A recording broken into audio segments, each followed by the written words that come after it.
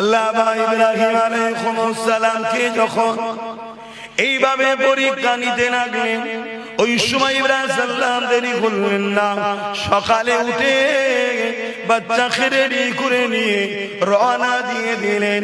কোথায় যাচ্ছে? মিনাতে যাচ্ছে। কি জন্য যাচ্ছে? আল্লাহকে খুশি করার জন্য। 90 বছর পর একটা সন্তান, ওই সন্তানকে এতদিন পরে কাছে পেয়েছে, কিছুদিন সাথে রয়েছে, ওই সন্তানকে এবার কুরবানি করতে যাচ্ছে। আসমান দেখছে, জমিন দেখছে, ফেরেশতারা দেখছে, সবাই দেখছে। কিতাবের মধ্যে আছে ফেরেশতারা দুবার বড্ড কেঁদেছিল। একবার হলো আমার রাসূলুল্লাহ কোরআনের জন্য যখন তায়েফের জমিনে গিয়েছিল। যদি শুনতে চান পরে বলছি, প্রথমটা শুনে রেখে যান। প্রথমবার হলো ইব্রাহিম আলাইহিস সালাম যখন বিসমিল্লাহ বলে ধারালো তরোয়াল নিয়ে চাঁদের থেকেও সুন্দর ওই ফুটফুটে বাচ্চাটাকে আল্লাহর প্রেমে জবাই করতে শুরু করেছে।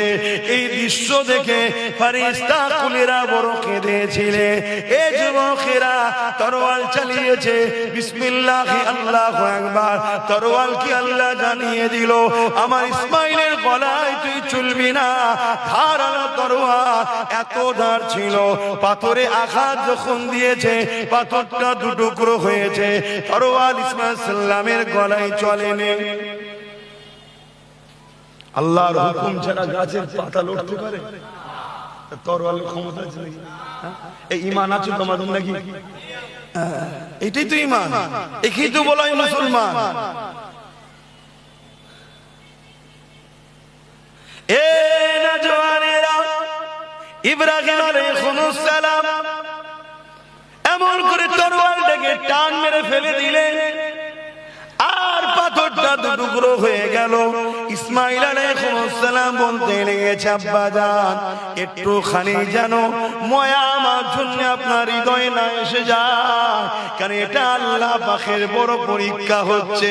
বাচ্চাও কেমন দেখেন, আল্লাহ যখন আমাকে চেয়েছে আমি নিজেকে কুরবানিও হতে চাই। আমি তো মূল কথাটা বলতে লেগেছে। ওই সময় ইসমাইল সাল্লাম বলতে লেগেছে, আব্বা আপনার হাত কি কেঁপে যাচ্ছে? না বাবা, হাত কাঁপে না। এক কাজ করেন, চোখে কাপড়টা বেঁধে নেন, তাহলে ময়া হবে না। বাচ্চার উপরে কোনো মুখের দিকে তাকাতে গিয়ে ময়া না লেগে যায়। চোখে কাপড়টা বেঁধে নিয়ে বিসমিল্লাহে আল্লাহু আকবার বলে তরবারটা যখনই চালিয়েছে, আমরাও যখন গ্রামে কুরবানি করি, পশু জবাই করি, দেখবেন এমন করে ফিসকিরিতে রক্ত বাহির হয়, একটা আওয়াজও হয়, হাতে খুন ভরে যায়। ইব্রাহিম আলাইহিস সালাম বুঝতে পেরে গেছে জবাই হয়ে গেছে, রক্ত হাতে লেগে গেছে, আওয়াজ হয়ে গেছে। আর এমন করে আসমানের দিকে মুখটা তুলে চোখের পট্টিখানা খুলে জবান দিয়ে বলতে লেগেছে, আল্লাহ আমি ইব্রাহিমের দিলে আমার বাচ্চা থেকে আপনার প্রেম অনেক বেশি রয়েছে। আরো জোরে বলুন সুবহানাল্লাহ।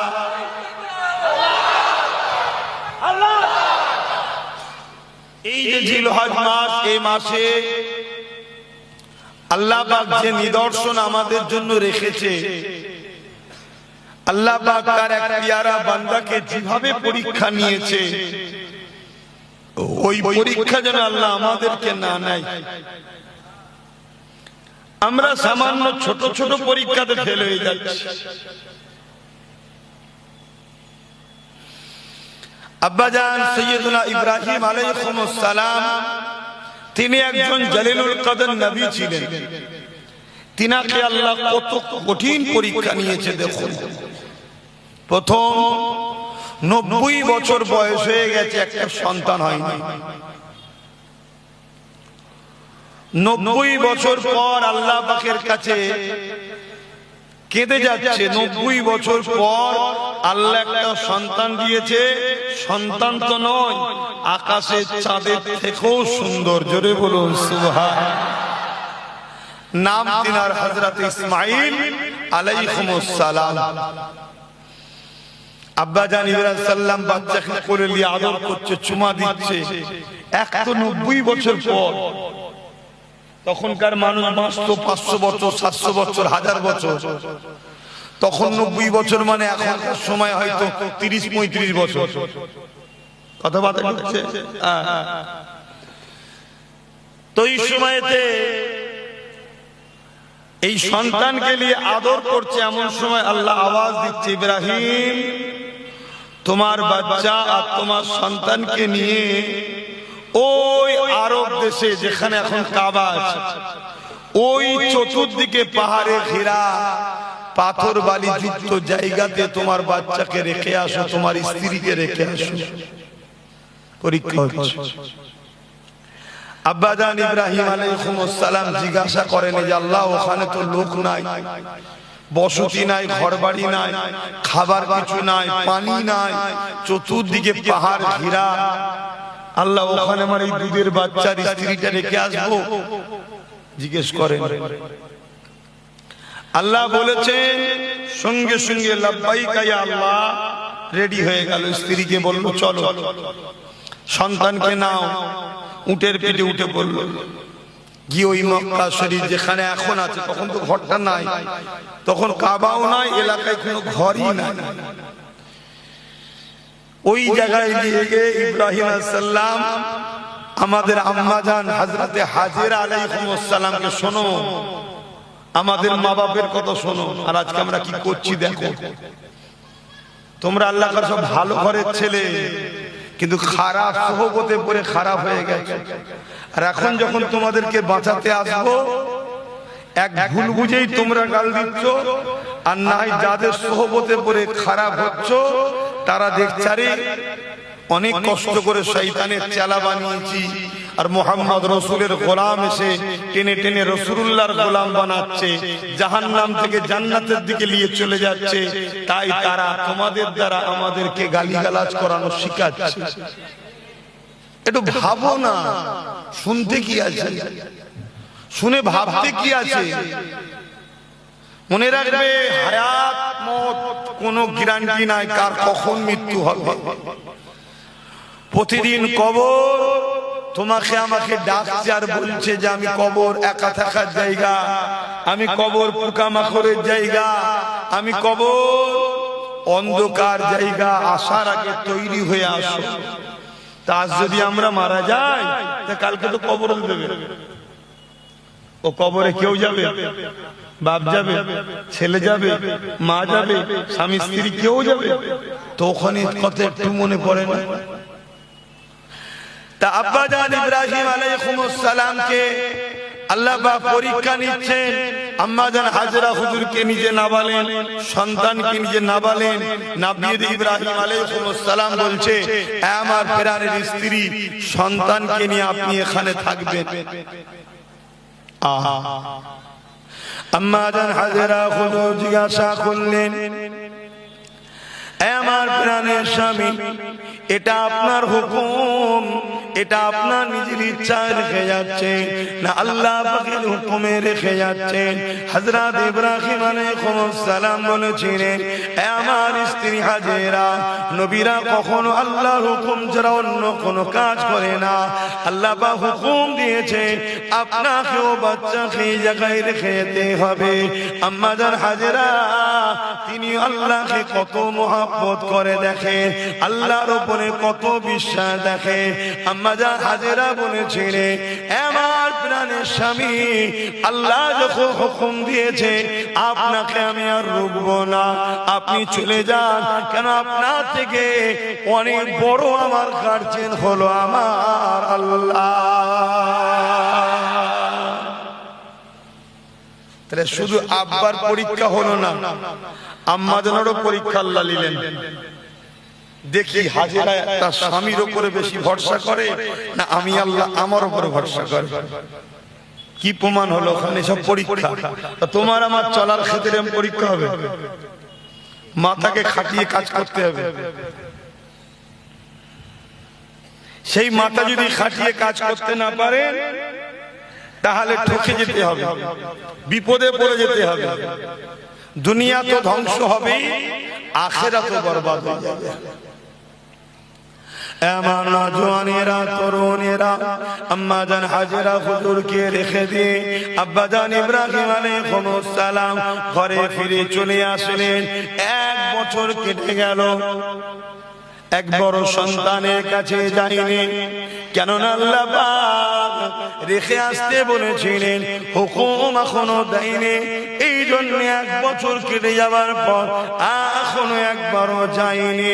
1 বছর হয়ে যাওয়ার পর ভেবে দেখো, 90 বছর পর সন্তান, আবার চাঁদের থেকেও সুন্দর দেখতে, কারণ নবীদের সম্পর্ক হলো জান্নাতের সাথে। এ যুবকেরা, তরুণেরা, বাবেরা, আম্মা জান হাজেরার কাছে 1 বছর হয়ে গেল, আল্লাহ পাকের হুকুম হয়নি, যায়নি। আল্লাহ পাক হুকুম করে দিলেন, এই ইব্রাহিম, সন্তানের মায়া কি তোমার দিল থেকে চলে গেল? সন্তানের কথা কি মনে পড়ে না? আব্বা জান ইব্রাহিম সাল্লাম বলতে লেগেছে, আল্লাহ পাক সন্তানের কাছে তো অবশ্যই যাব, সন্তানের মায়া তো অন্তরে রয়েছে, তবে সন্তানের থেকে, স্ত্রী থেকে আপনাকে আমি বেশি ভালোবাসি। আপনি হুকুম করেননি, এজন্য আমি যাই। আল্লাহ পাক বললেন, ইব্রাহিম আপনি যান, আপনাকে ইজাজত দিল, আপনি যান। তবে মন দিয়ে শোনেন, দুধ থেকে, উটের পিঠ থেকে দেখবেন, উটের পিঠে বসে দুধ থেকে দেখবেন, 1 ঝলক দেখে ফিরে চলে আসবেন। এটা সম্পূর্ণ পরীক্ষা হচ্ছে, আর আমাদের জন্য শিক্ষা। দেখো, আমার প্রেমিক যারা হয়, কেন যদি বাট কিন্তু জিজ্ঞেস করে না, আমার হুকুমেরই কথা শেষ কথা। জোরে বলুন সুবহানাল্লাহ। বাবেরা, নওজওয়ান, তরুণেরা, আব্বা জান ইব্রাহিম আলাইহিস সালাম 1 বছর পর রওনা দিলেন। আল্লাহ পাকের হুকুমে যখন পৌঁছালেন, আব্বা জান ইব্রাহিম আলাইহিস সালাম কি অবাক হয়ে গেলেন, যে মক্কার জমিনে যে জায়গায় রেখে দিয়ে এসেছিলাম, ওই জায়গায় না পানি ছিল, না কোনো বসতি ঘর বাড়ি ছিল, কিন্তু 1 বছর পরে গিয়ে দেখছে ওই জায়গাতে কয়েকশো মানুষের বসতি হয়ে গেছে এবং পানির ফোয়ারা চলছে। আরো জোরে বলুন সুবহানাল্লাহ। এ নওজওয়ানেরা, কি করে কি ঘটনা ঘটলো ওটা একটু ব্যাখ্যা যাই বলি আপনাদেরকে। আম্মা জান হযরত হাজেরা হুজুরকে রেখে যখন আব্বা জান ইব্রাহিম আলাইহিস সালাম চলে আসলেন, ওই সময় আম্মা জান হাজেরা হুজুরের কোলেতে ইসমাঈল আলাইহিস সালাম শুয়ে রয়েছে। হঠাৎ করে পানির পিপাসা লেগে গেল বাচ্চাকে। এই পানি কোথা পাবে? পানি পান করাবার জন্য আম্মা জান হাজেরা হুজুর বাচ্চা ইসমাঈলকে জমিয়ে শুইয়ে দিয়ে এমন করে পানির তালাশে খুঁজতে লেগেছে। সবই আপনারা জানেন, মেন পয়েন্টটা বলি। আল্লাহ পাকের নবী হযরত ইসমাঈল আলাইহিস সালাম বাচ্চা তখন জমিনে পা মারতে লেগেছে। দেখবেন আমাদেরও বাচ্চারা পা ছোঁড়াছুঁড়ি করে, ওই পা যখন জমিনে আঘাত দিয়েছে, এটা তো নবীর কদম, তাই আল্লাহ পাক বলে দিয়েছে জমিন ফেটে যা। জমিন সরে গেছে ওই পায়ের কদম থেকে, এমন করে পানি চশমা জারি হয়ে গেছে। আরো জোরে বলুন সুবহানাল্লাহ।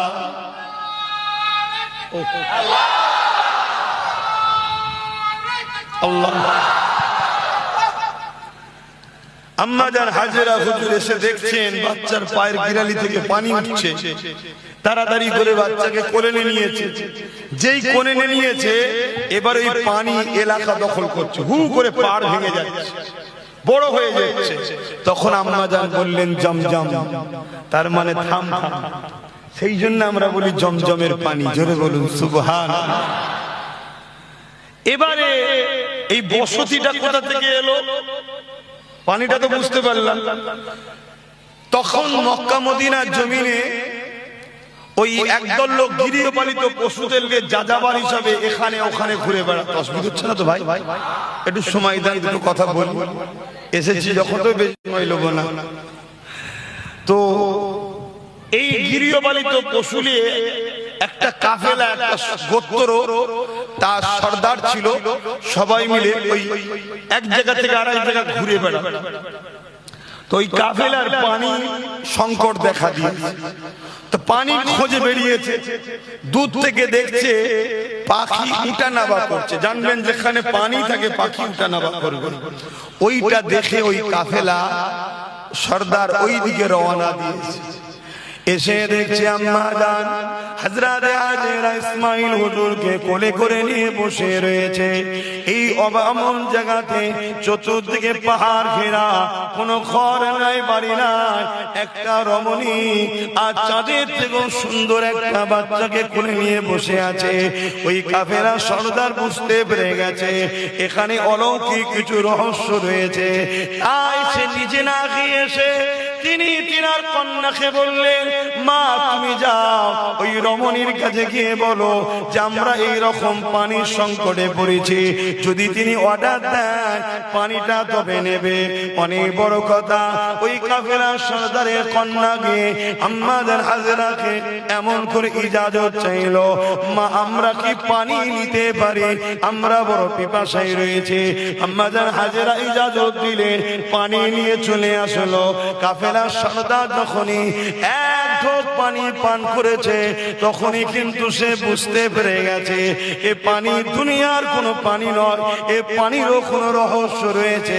তাই ইজাজত আবার নিতে পাঠালে যে আমরা কিছুদিন এই জায়গাতে থাকতে চাই, যদি আম্মা ইজাজত দেয় এখানে তাবু গাড়বো, এখানে আমরা কিছুদিন থাকতে চাই। এই যে সিস্টেমটা হচ্ছে সবকিছু কার ইশারায় হচ্ছে? কেন আম্মা স্বামীর থেকে বেশি ভরসা আল্লাহর উপরে করেছে। এবারে আল্লাহ তার বান্দির হিফাজত নেবে না ছেড়ে দেবে? আই দেখেন, আসেন বাপের আলোচনার দিকে যাই।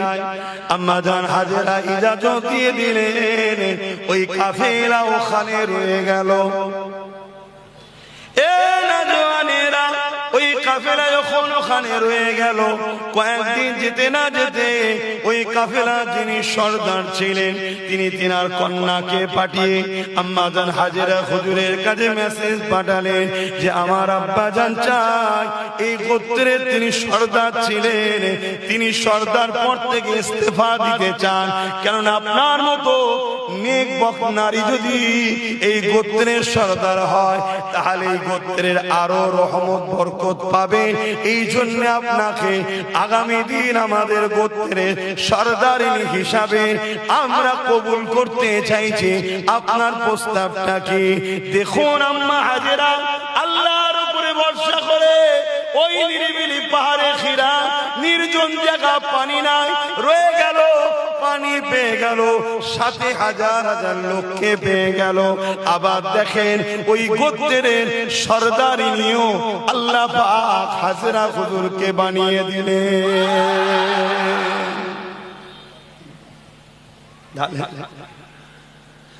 সব হাসবুনাল্লাহ ওয়া নি'মাল ওয়াকিল, নি'মাল মাওলা ওয়া নি'মান নাসির। আল্লাহ কোরআনে বলছে যে আমার উপরে ভরসা রাখে, শুনছো আমার ভাইরা, যে আমার উপরে ভরসা রাখে আমি আল্লাহই তার জন্য যথেষ্ট। জোরে বলুন সুবহানাল্লাহ। তাই আমার ভাইদের বলবো সংসার করতে হবে, কারবার করতে হবে, ব্যবসা করতে হবে, রাজনীতি করতে হবে, অর্থনীতি করতে হবে, সমাজনীতি করতে হবে। অনেক ভাইরা বলে আব্বাস সিদ্দিকী জলসায় এসে রাজনীতির কথা বলে, আমি স্বীকার করছি, আমি বলি। কেন বলি? আমার ইসলামের রাজনীতির অধ্যায় আছে না? না। তাহলে ধর্মনীতির কথা বলবো আমি, সমাজনীতির কথা বলবো আমি, অপরিবার নীতির কথা বলবো আমি, বিজনেস নীতির কথা বলবো আমি, রাজনীতির কথাও শিখাবো আমি। কেন আমার ইসলাম এই শিক্ষা দিয়েছে। ইসলামে শুধু ধর্মনীতি নাই, ইসলামে সমাজনীতি আছে, পরিবার নীতি আছে, রাষ্ট্রনীতি আছে, এডুকেশন নীতি আছে, রাজনীতি আছে, বিজনেস নীতি আছে। বিজনেস করা হালাল, বিজনেস করলে নেকি হয়, বিজনেস করলে সওয়াব হয়, আবার বিজনেস করা হারাম। তা কোনটা হালাল কোনটা হারাম শিখাবে কে? উলামারা। কোন মৌলী সাহেব বলছে, কোন মৌলী সাহেব বলেনি, কে বলছে, সব যে যার জবাব দিবে রে বাবা। কিন্তু ইসলামে আছে না? না। তাই আমি বলছি মনে রাখবেন আম্মাজান হাজরা হুজুর আল্লাহ পাক এত সাহায্য করলেন, তারপর ইব্রাহিম আলাইহিস সালামকে আল্লাহ ইজাজত দিলেন 1 বছর পরে। তো ওকে এটা বলে একটু শুনেন, সামনে কদিন পর কুরবানি আসছে। তারপরে ওখান থেকে আবার ফিরে চলে আসলেন। আসার পর দীর্ঘ বছর আবার কেটে যায়, যাতায়াত হয়। আল্লাহ পাক একভাবে থাকার ইজাজত দেন। এবার ইসমাঈল সাল্লাম চলাচলি হাঁটাহাঁটি করতে শুরু হয়েছে। আল্লাহ পাক বলল, ইব্রাহিম যাও, তুমি এবারে সন্তান পরিবার নিয়ে থাকতে শুরু করবে। কয়েকদিন যেতে না যেতে, কয়েক মাস যেতে না যেতেই আল্লাহ খবর দেখাচ্ছে, ইসমাঈল, ইব্রাহিম, তোমার সব থেকে বেশি প্রিয় জিনিসটা আমার রাস্তায় কুরবানি দাও। শুনছেন কি গো? আল্লাহ আমাদের পরীক্ষা নিতে পারবো তো? সব থেকে বেশি প্রিয় সেই জিনিসটা আমার রাস্তায় কুরবানি দাও। ইব্রাহিম আলাইহিস সালাম 100 দুম্বাকে কুরবানি দিলেন। পরের দিন আবার খবর দেখাচ্ছে আল্লাহ, ইব্রাহিম, তোমার সব থেকে প্রিয় জিনিসটা আমার রাস্তায় কুরবানি দাও। আবার 200 দুম্বা কুরবানি দিলেন।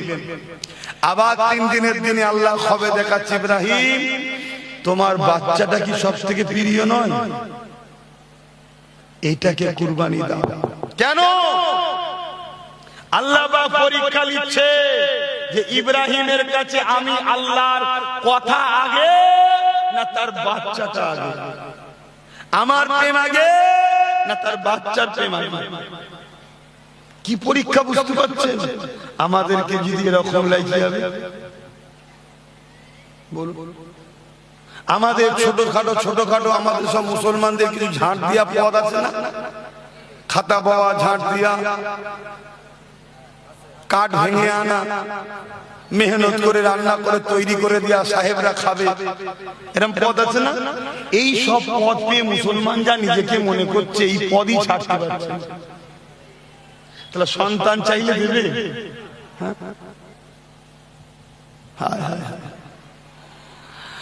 আল্লাহ ইব্রাহিম আলাইহিস সালামকে যখন এইভাবে পরীক্ষা নিতে লাগলেন, ওই সময় ইব্রাহিম সাল্লাম দেরি করলেন না। সকালে উঠে বাচ্চাকে রেডি করে নিয়ে রওনা দিয়ে দিলেন। কোথায় যাচ্ছে? মিনাতে যাচ্ছে। কি জন্য যাচ্ছে? আল্লাহকে খুশি করার জন্য। 90 বছর পর একটা সন্তান, ওই সন্তানকে এতদিন পরে কাছে পেয়েছে, কিছুদিন সাথে রয়েছে, ওই সন্তানকে এবার কুরবানি করতে যাচ্ছে। আসমান দেখছে, জমিন দেখছে, ফেরেশতারা দেখছে, সবাই দেখছে। কিতাবের মধ্যে আছে ফেরেশতারা দুবার বড্ড কেঁদেছিল। একবার হলো আমার রাসূলুল্লাহ কোরআনের জন্য যখন তায়েফের জমিনে গিয়েছিল। যদি শুনতে চান পরে বলছি, প্রথমটা শুনে রেখে যান। প্রথমবার হলো ইব্রাহিম আলাইহিস সালাম যখন বিসমিল্লাহ বলে ধারালো তরোয়াল নিয়ে চাঁদের থেকেও সুন্দর ওই ফুটফুটে বাচ্চাটাকে আল্লাহর প্রেমে জবাই করতে শুরু করেছে। এই দৃশ্য দেখে ফেরেশতা কুলেরা বড় কেঁদেছিলেন। এই যুবকেরা তরোয়াল চালিয়েছে, বিসমিল্লাহি আল্লাহু আকবার। তরোয়াল কি আল্লাহ জানিয়ে দিল, আমার ইসমাইলের গলায় তুই চলবি না। ধারালো তরোয়াল, এত ধার ছিল। পাথরে আঘাত যখন দিয়েছে, পাথরটা দুটুকরো হয়েছে। তরোয়াল ইসমাইল সাল্লামের গলায় চলেনি। আল্লাহর হুকুম ছাড়া গাছের পাতা লড়তে পারে? তরোয়ালের ক্ষমতা আছে নাকি? এই ঈমান আছে তোমাদের নাকি? এটাই তো ঈমান, একেই তো বলা হয় মুসলমান। এ নওজওয়ানেরা, ইব্রাহিম আলাইহিস সালাম এমন করে তরোয়ালটাকে টান মেরে ফেলে দিলেন, আর পাথরটা দুটুকরো হয়ে গেল। ইসমাইল আলাইহিস সালাম বলতে লেগেছে, আব্বা জান একটুখানি যেন ময়া আমার জন্য আপনার হৃদয়ে না এসে যায়, কারণ এটা আল্লাহ পাকের বড় পরীক্ষা হচ্ছে। বাচ্চাও কেমন দেখেন, আল্লাহ যখন আমাকে চেয়েছে আমি নিজেকে কুরবানি হতে চাই, আমি তো মূল কথাটা বলতে লেগেছে। ওই সময় ইসমাইল সাল্লাম বলতে লেগেছে, আব্বা আপনার হাত কি কেঁপে যাচ্ছে? না বাবা, হাত কাঁপে না।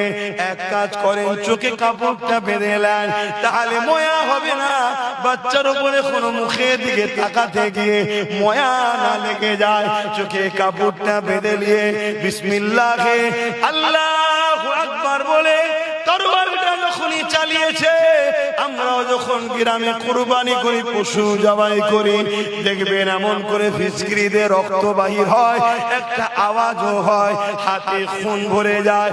ইব্রাহিম আলাইহিস সালাম বুঝতে পেরে গেছে জবাই হয়ে গেছে, রক্ত হাতে লেগে গেছে, আওয়াজ হয়ে গেছে। আর এমন করে আসমানের দিকে মুখটা তুলে চোখের পট্টি খানা খুলে জবান দিয়ে বলতে লেগেছে, আল্লাহ আমি ইব্রাহিমের দিলে আমার বাচ্চা থেকে আপনার প্রেম অনেক বেশি রয়েছে। আরো জোরে বলুন সুবহানাল্লাহ।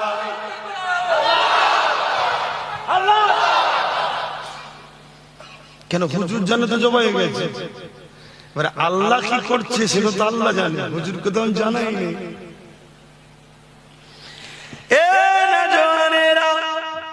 হুজুর যখন জমিনের দিকে তাকিয়েছে, দেখতে লেগেছেন জমিনে আমার বাচ্চা দাঁড়িয়ে রয়েছে, আর একটা দুম্বা কুরবানি হয়ে গেছে। আল্লাহ পাক সাল্লাম বলতে লাগলেন, আল্লাহ পাক আমার কুরবানি কি পছন্দ হলো না? আল্লাহ আওয়াজ দিয়ে দিলে, এ আমার নবী ইব্রাহিম, তোমাকে আমি পরীক্ষা নিয়েছিলাম, ওই পরীক্ষায় তুমি কামিয়াবি হয়ে গেছো। আজ থেকে আমি আল্লাহ তোমার রক্ষা দিয়ে দিলাম। তুমি শুধু ইব্রাহিম নয়, তুমি ইব্রাহিম খলিলুল্লাহ। আজ থেকে তুমি আমি আল্লাহ আমার বন্ধু হয়ে গেলে। আরো জোরে বলুন সুবহানাল্লাহ। আল্লাহ আমাদের পরীক্ষা নেবে না নেবে না? সেই পরীক্ষায় আমরা কামিয়াব হতে পারবো তো? আল্লাহ পাকের মহব্বতে নিজের বাচ্চাকে কুরবানি দিচ্ছে, আর আল্লাহর ঘরকে বাঁচাবার পক্ষে জাহান্নামী নেতা নেত্রীদের ঘরে মুসলমান কুরবানি দিতে পারছে না। তাহলে ভাবুন এরা কত ধ্বংসের দিকে। ভাবুন। আসেন বাপেরা, দ্বিতীয় আলোচনা দিয়ে চলে যায়। হযরত জিবরাইল আলাইহিস সালাম অনেক কাঁদা কেঁদেছিলেন, আল্লাহর ফেরেশতারা কেঁদেছিলেন। কখন কেঁদেছিলেন? আল্লাহ নবী যখন দ্বীনের কথা, কোরআনের কথা নিয়ে, দ্বীনের মেসেজ, কোরআনের মেসেজ, আল্লাহর বাণীকে নিয়ে তায়েফের জমিনে রওনা দিয়েছে। কেন? মক্কা মানুষেরা আমার রাসূলুল্লাহ কথাকে শুনতে চাইছে না। মক্কা সন্ত্রাসীরা, তৎকালীন যারা জালিম ছিল, স্বৈরাচারী ছিল, অত্যাচারী ছিল, তারা আমার রাসূলুল্লাহ কথা শুনতে চাইছে না। আল্লাহ নবী তাইফের মানুষের কাছে যেতে লেগেছে, তাইফের মানুষকে শোনাবে বলে। এ যুবকেরা, তরুণেরা, বাপেরা, তাইফের মানুষের কাছে পৌঁছাবার আগে মক্কা থেকে সন্ত্রাস বাহিনীরা, মক্কা থেকে জালিম বাহিনীরা তাইফের মানুষের কাছে এই মেসেজটা পৌঁছে দিল, মুহাম্মদ রাসূলুল্লাহকে রুখে দাও। কেন? মুহাম্মদ রাসূল যা বলছে সত্য বলছে, কিন্তু রুখে যদি না দিতে পারো, মুহাম্মদ রাসূলুল্লাহর মেসেজ যে নেবে সে জুলুম ছেড়ে দিয়ে মুহাম্মদ রাসূলের দিকে চলে যাবে। মুহাম্মদ রাসূলের দিকে যদি চলে যায়, তাহলে আমাদের জুলুমের সাম্রাজ্য নষ্ট হয়ে যাবে। আজকেও সেই জিনিস হচ্ছে না? হয়নি? বলছে ঠিকই বলছে, কিন্তু আব্বাসকে আসতে দেওয়া যাবে না।